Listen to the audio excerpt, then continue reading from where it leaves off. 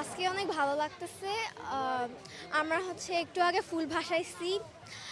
আর আমি এইবারে গ্রামে যাইতে পারি নাই, আমার পরীক্ষা ছিল তাই, কিন্তু এখানে অনেক মজা লাগতেছে।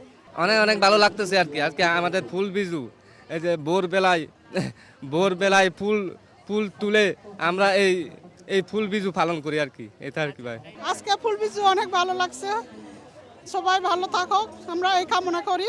আজকে সকাল থেকে এখানে রেডি করছি, বাবা মার সাথে ফুল ভাসাচ্ছি, অনেক ভালো লাগতেছে।